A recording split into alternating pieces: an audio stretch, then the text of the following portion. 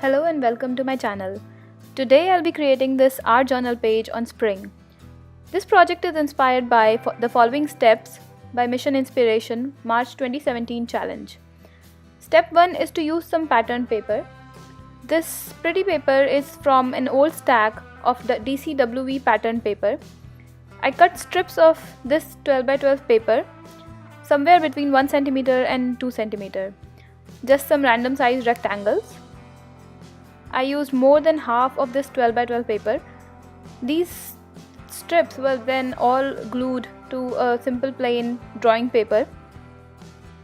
Notice that I have used a white glue for this purpose. This is because I know that I am not going to do some heavy coloring or use gel medium. These are the mediums that will actually shrink paper. So even if this white glue is unevenly spread out, the paper underneath will not shrink unevenly. All you need to do to create such a background is to paste these tiny little strips in an uneven manner. That is, the colors should not really be concentrated in one area, and also the design should have a sort of a pattern, or like you can see here, it should be completely arbitrary and random. I did overlap some of the strips, sometimes vertically or horizontally, depending on howsoever I liked it.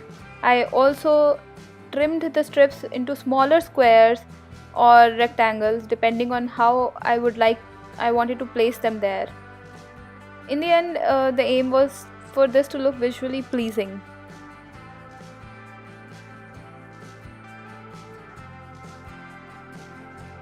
It looks like a lot of hard work, but trust me, it's so easy and the end result will simply make you happy. I just want to let you know that all the products used in this project are listed on my blog. Also, you can ask any query in the comments below.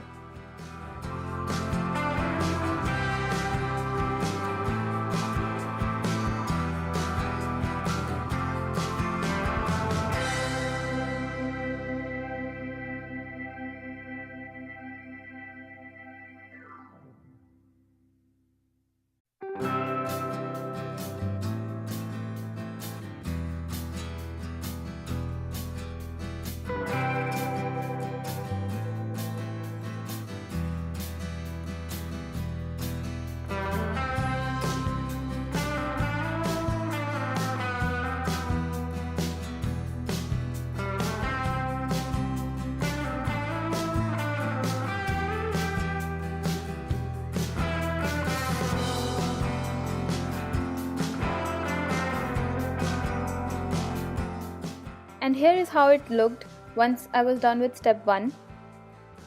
I used some scattered straw distress ink to create a subtle background.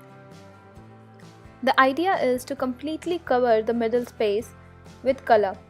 So I did go over the edges of the pattern paper just a little bit so that there was more continuity between the designer paper and the background. To add some more dimension, I did some stenciling. This was step 3. I do have to apologize for the shaky camera.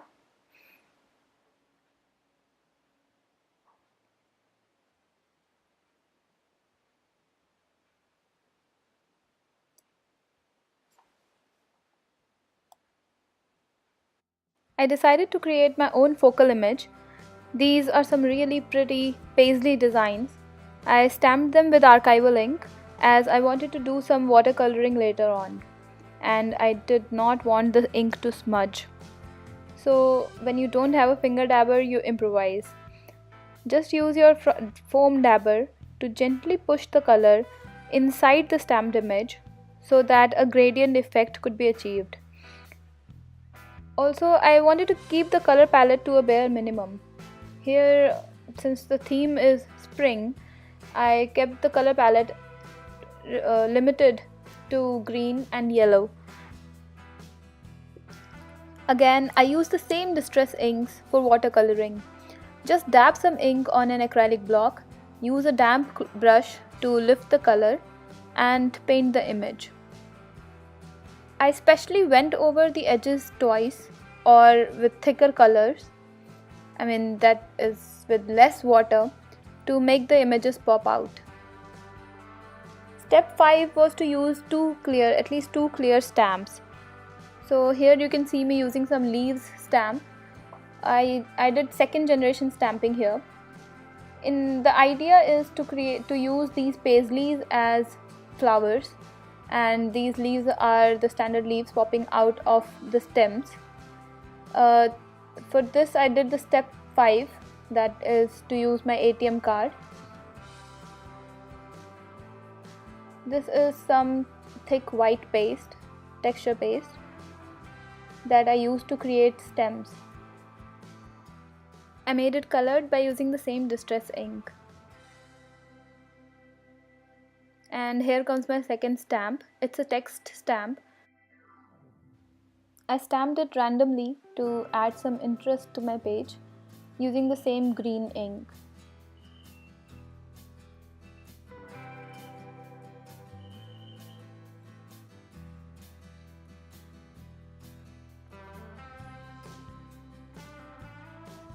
And I'm already at step 7. The quote I used here is, "The beauty of nature never grows old." The title word for this quote is spring. These are some chipboard letters. I like to experiment with how my letters would look on a chipboard before I use them on my project, because the manner in which a chipboard reacts to colors is way different.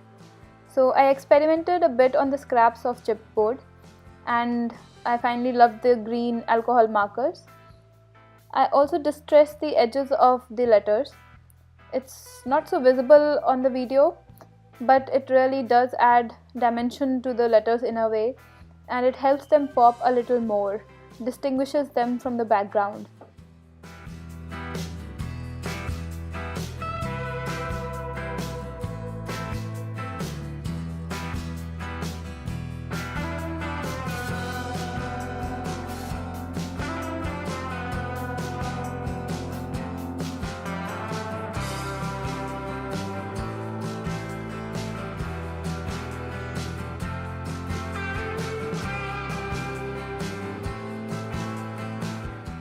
I used white glue to adhere the chipboard pieces to my page, and then I added just some finishing touches using a green marker.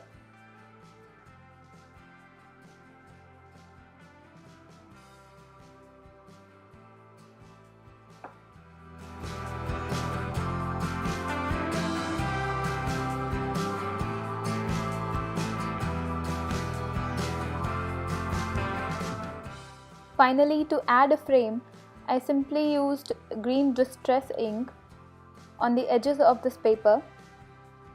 I went on all 4 sides, but this was too light to count as a border.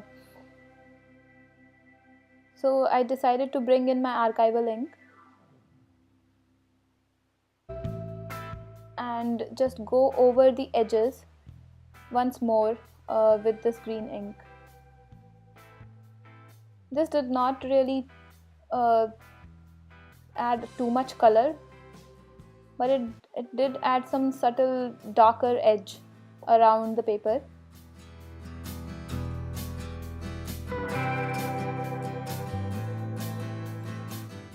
I used white gel pen to add highlights to the word spring.